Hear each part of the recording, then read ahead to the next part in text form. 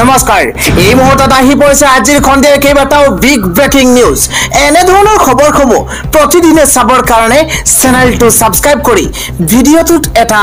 like কৰি দিব এই মুহূৰ্তত জনাই আছো এটা ব্ৰেকিং নিউজ পাকিস্তানে লুকুৱাই ৰখা পৰমাণু ঘাটিৰ তথ্য এই মুহূৰ্তত উদ্ধাৰ হৈছে পাকিস্তানে কট লুকাই ৰাখিছে পৰমাণু বোমা Satellite ইমেজত প্ৰকাশ পাইছে সকলো তথ্য বিখাৰী পাকিস্তানে গোপনে ৰখা পৰমাণু গাঁঠিৰ তথ্য উদ্ধাৰ পৰমাণু বাৰ্ণাস্ত্ৰ ভিন্ন স্থানত লুকাই ৰাখিছে পাকিস্তানে ভূগৰ্ভৰ ভিতৰতে পাৰমাণৱিক শক্তি ভাণ্ডাৰ লুকুৱাই ৰাখিছে ভূগৰ্ভৰ ভিতৰতে পাৰমাণৱিক শক্তি ভাণ্ডাৰ লুকুৱাই ৰাখিছে পাকিস্তানে গুজৰাংৱালা অক্ৰু খুজদাৰ পানু অকিল আৰু বিভিন্ন গাঁঠিত পৰমাণু গাঁঠি থকাৰ সম্ভেদ লাভ কৰা গৈছে পাঁচটাকৈ সম্ভাৱ্য স্থানৰ ঠিকনা আহিছে পোহৰলৈ সেনাৰ কেম্পৰ ভিতৰতে ভূগৰ্ভত পাৰমাণৱিক শক্তি লুকুৱাই ৰখাৰ সম্ভেদ লাভ কৰা গৈছে বিখাৰী পাকিস্তানে গোপনে ৰখা পৰমাণু গাঁঠিৰ তথ্য এই মুহূৰ্তত উদ্ধাৰ হৈছে পৰৱৰ্তী ডাঙৰ খবৰ হৈছে সেনাৰ অভাৱত পাকিস্তানত এই মুহূৰ্তত হাহাকাৰ লাগিছে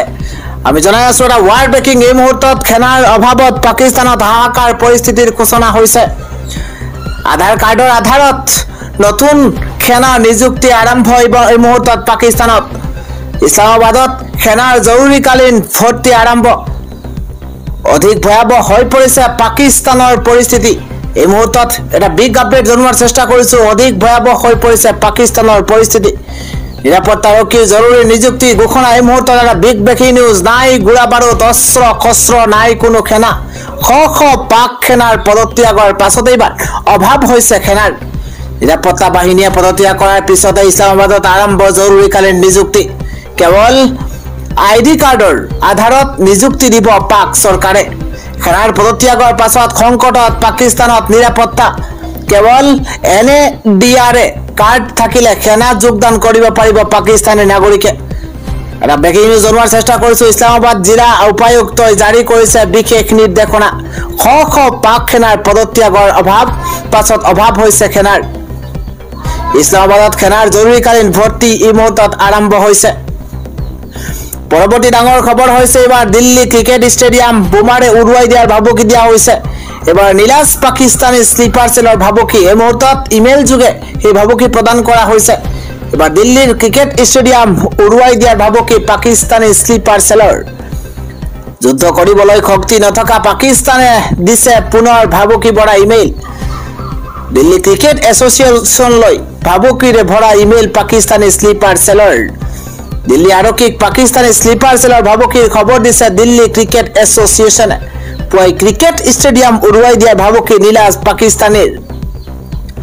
পৰৱৰ্তী আন এটা breaking news big breaking news এই মুহূৰ্তত জনোৱাৰ চেষ্টা কৰিছো ভাৰতীয় নাগৰিকক তুৰ্কী ভ্ৰমণ নকৰিবলৈ ভাৰত চৰকাৰৰ তৰফৰ পৰা আহ্বান জনোৱা হৈছে কিয়নো এই মুহূৰ্তত অস্ত্ৰ যোগান ধৰিছে তুৰ্কীয়ে পাকিস্তানত আৰু কোনেও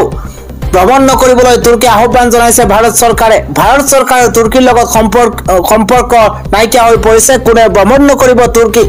তুৰ্কীৰ সৈতে সম্পৰ্ক ছিঙিছে এইবাৰ ভাৰতে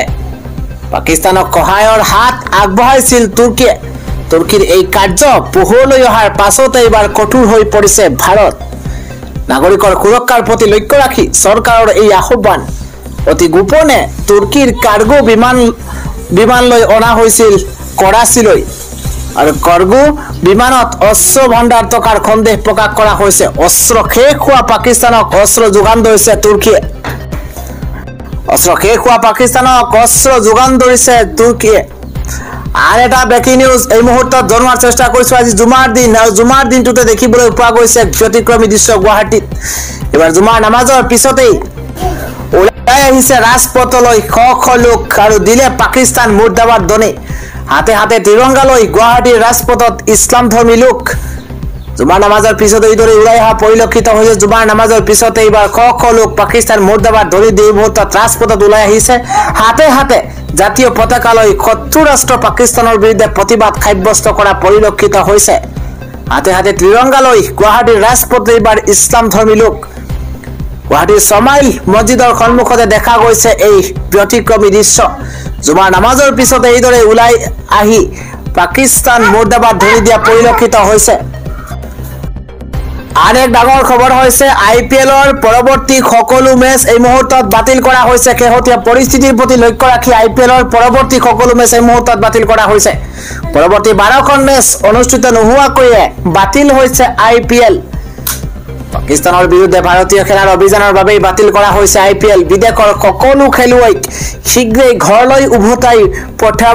পঠিয়াব ভাৰত চৰকাৰে এই মুহূৰ্তত এটা বিগ নিউজ জনোৱাৰ চেষ্টা কৰিছো 25 মেত আছিল ভাৰতৰ বহু প্ৰতীক্ষিত IPLৰ হাই ভোল্টেজ ফাইনেল মেচখন আৰু এই মুহূৰ্তত সকলো মেচ বাতিল কৰা হৈছে পৰৱৰ্তী 12খন মেচ অনুষ্ঠিত নোহোৱাকৈ বাতিল কৰা হৈছে IPL 25 আছিল ভাৰতৰ বহু প্ৰতীক্ষিত IPLৰ ফাইনেল মেচখন আৰু ফাইনেল মেচখন এই মুহূৰ্তত বাতিল কৰা হৈছে 25 মেত আছিল ভাৰতৰ এই ফাইনেল মেচখন আৰু সকলো মেচ এই মুহূৰ্তত বাতিল কৰা হৈছে আন এটা ডাঙৰ খবৰ এবাৰ WhatsApp যদি আপুনি ব্যৱহাৰ কৰিছে ইনষ্টা ফেসবুক সকলো ব্যৱহাৰকাৰীৰ এই মুহূৰ্তত এটা ডাঙৰ খবৰ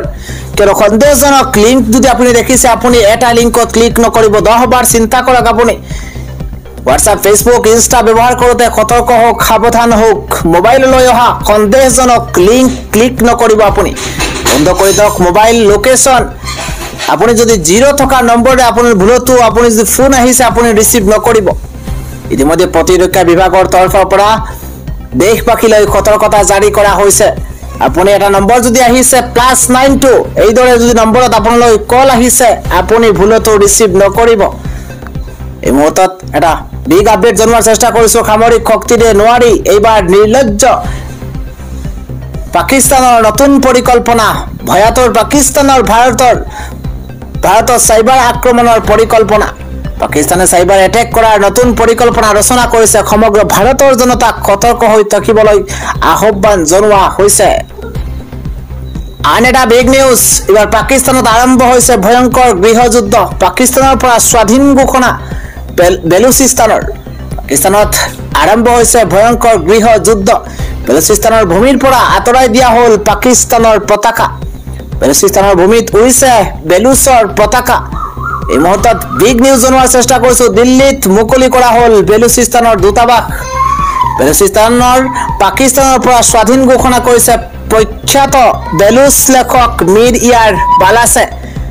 বেলুচিস্তানৰ ভূমিৰ পৰা আঁতৰাই দিয়া হ'ল পাকিস্তানৰ পতাকা এই মুহূৰ্তত এটা ডাঙৰ খবৰ বেলুচিস্তানৰ ভূমিত উৰিছে বেলুচৰ পতাকা পাকিস্তানৰ পৰা নিজকে স্বাধীন ঘোষণা কৰিছে বেলুচিস্তানে এফালৰ পৰা পাকিস্তানত ভাৰতীয় সেনাৰ আক্ৰমণ আৰু আনফালে পাকিস্তানত আক্ৰমণ BLL বেলুচিস্তানৰ জনতাৰ অধিকাৰৰ বাবে মাত মাতি অহা এজন বিখ্যাত ব্যক্তি মিৰ পাকিস্তান সেনাক অকুপাইড এনিমি বুলি নাম দিছে বেলুচিস্তানে ইতিমধ্যে 50 পাকিস্তানী সেনাৰ মৃত্যু হৈছে পাকিস্তান সেনাক অকুপাইড এনিমি বুলি নাম দিছে বেলুচিস্তানে